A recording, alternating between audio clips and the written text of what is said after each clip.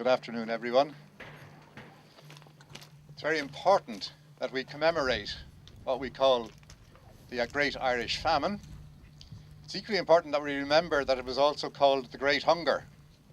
That in fact there's an issue about it being a misnomer, because as we have heard, there was plenty of food in Ireland when this great tragedy happened.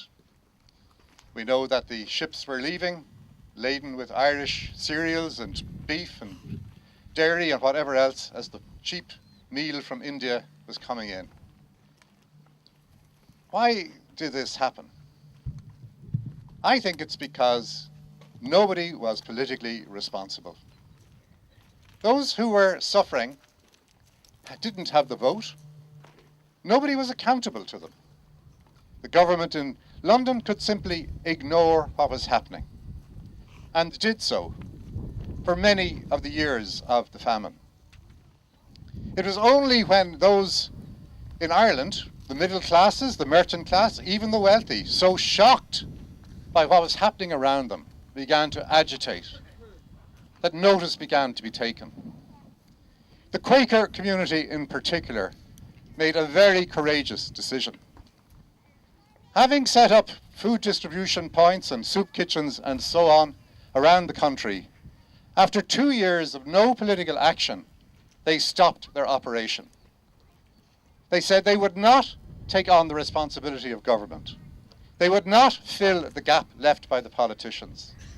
And they challenged the government of the day to take its responsibilities. Now, in the last 3 years alone, 150 million people, extra to those who are already living in poverty, have fallen into poverty and hunger. In just 3 years. That is incredible. And it has brought us beyond the 1 billion mark, where 1 in 6 people in the world today do not have enough food. And I think the phenomenon is exactly the same. Who is responsible for that? Who has been held accountable for 150 million people going hungry every day with all the consequences that ensue? Malnutrition, illness and death. Has anybody lost their job because of this? Has anyone been brought before a court and charged with negligence or incompetence? Has any government been voted out of office? No. It just hasn't happened. Because these who control the political powers are not accountable to those who are hungry. And that is why I believe we will not solve this problem of world hunger unless we address the political issues that underlie it. It doesn't happen by chance that 150 million people become hungry. It comes about by decisions that are made in the boardrooms of multinational corporations, in the meeting rooms of government, and elsewhere, that control markets, control the price of oil, that make decisions to convert foodstuffs into biofuels, to try and counteract the increasing cost of oil, that saw the price of food shoot up as a result, as farmers dependent on fertilizers and pesticides could not afford to have them. People took to the streets and rioted in 22 countries around the world, and yet little happened. And that is the parallel that I see between the famine in Ireland 150 years ago and the continuing scandal of hunger in today's world.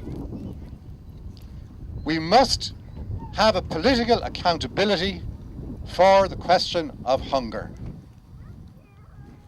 Now, the Irish government has taken an initiative in relation to this in commissioning and publishing the Hunger Task Force report. And it sets out 3 pillars for which we should address world hunger. Investment in agriculture, which plummeted from over 20% of the development aid budget a generation ago to just 3% today. Tackling the problem of malnutrition, because the whole question of hunger is not just about filling your stomach with spuds or rice, but with proper balanced diet that allows children to grow to become healthy adults. and tackling the question of governance of food and hunger. Now, our government has responded very well to the first two of these issues, but the difficult bit is the last bit, because this asks questions of ourselves. What are we prepared to do as a nation to remove the underlying causes of hunger? We have cut our aid budget rather than increase it in line with our international commitments. We are weak on the question of fair and just trade deals that will allow the poorer countries to work their way out of poverty rather than become and continue to be aid dependent. We have shirked our responsibility on tackling climate change by failing to come up with the additional monies required by developing countries now as they try to cope with the disaster of climate change which we in the wealthy countries have foisted upon them through our negligent misuse of the Earth's resources. And we do not hold ourselves to account in international fora as to our promises and our commitments. The Hunger Task Force report said this report should make governments feel uncomfortable. I'm afraid our government and the governments of Europe and of the wealthy world are not yet uncomfortable about the question of world hunger.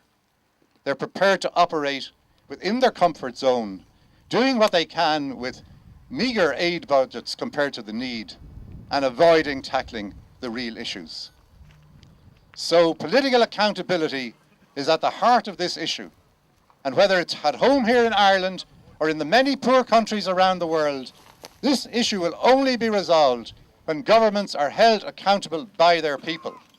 And we must never forget that when we address this issue. The political causes are what will, in the end, have to be tackled, and when successfully so, we can then say we are taking this problem seriously. Thank you.